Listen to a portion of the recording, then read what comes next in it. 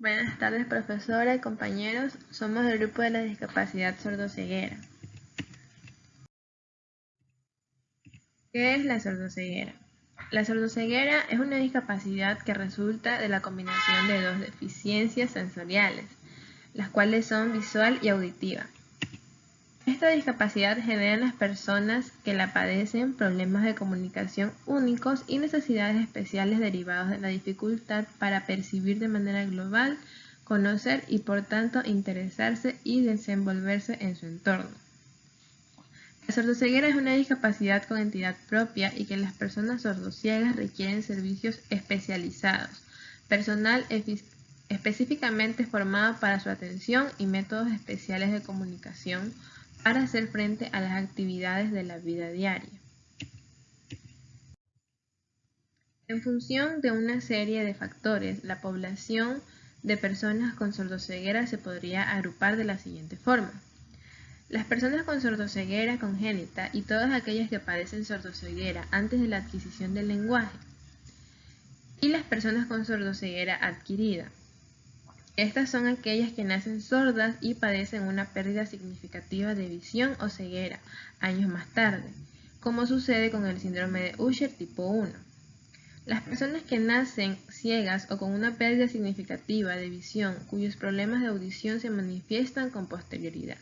Y por último, las personas que presentan dificultades significativas en la vista y el oído después de adquirir el lenguaje.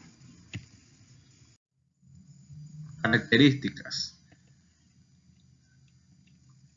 La sordoceguera es el término que se utiliza de forma general para designar la dualidad de dos minusvalías, pero al igual que sucede con la sordera o la ceguera por separado, las lesiones pueden presentarse en diferentes grados.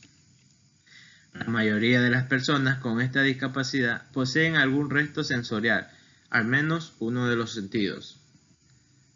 Las principales estrategias de aprendizaje en la infancia son la observación y la imitación. Sin estas posibilidades, un niño con sordoceguera congénita no es capaz de desarrollar las habilidades del lenguaje, ni mucho menos aprender modelos de conducta o de relación. Tampoco alcanza a comprender mínimamente el mundo que le rodea ni la manera de relacionarse con los objetos que lo conforman. Otra característica, produce una permanente situación de ansiedad, de aislamiento y de conducta defensiva que le lleva a rechazar la relación con el entorno.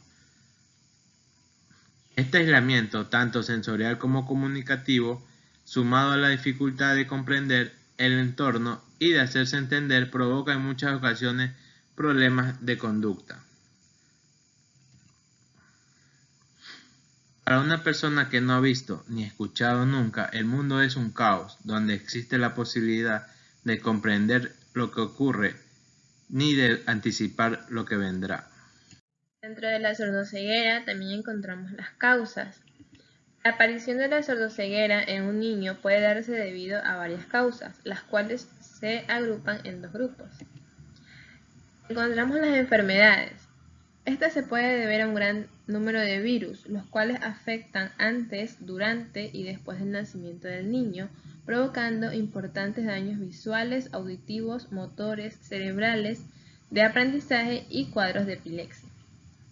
Dentro de las enfermedades tenemos la toxoplasmosis, la rubiola congénita, la citomegalovirus, el herpes congénito, sífilis y el síndrome de inmunodeficiencia adquirida. Otra de las causas que encontramos dentro de la sordoceguera son los síndromes.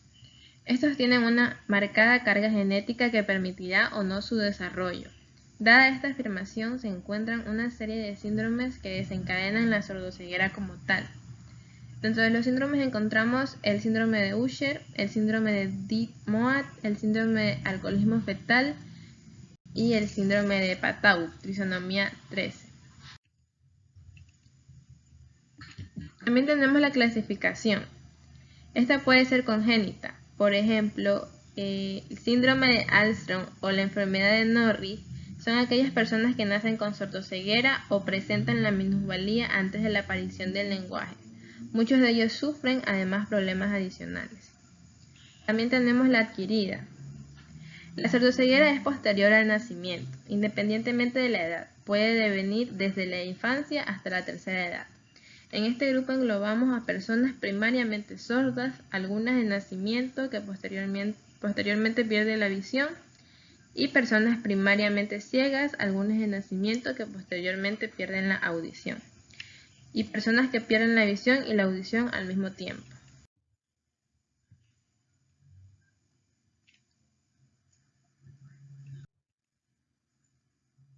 Aquí también encontramos las señales de alerta. Las personas quienes concurran en las dos condiciones sensoriales, ya sea visual o auditiva, que se manifiesten en el mayor o menor grado generando problemas de comunicación únicos y necesidades especiales derivadas en la dificultad para percibir de manera global, conocer y por tanto interesarse y desenvolverse en su entorno. Para ser considerada una persona con sordoceguera, debe ser en cuanto a la deficiencia visual. Han de presentar deficiencia visual en grado de severa o ceguera. Y en cuanto a la deficiencia auditiva, no responder en absoluto a estímulos sonoros o responder de forma inconsciente.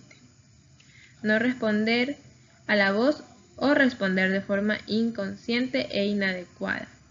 Y por último, tener un lenguaje oral difícil de comprender, inmitigable o carecer en absoluto del lenguaje.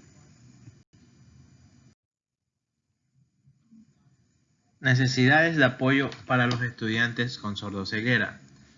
Saber cómo conducir la relación sin dirigirla, respetando las iniciativas e intereses del niño o de la niña.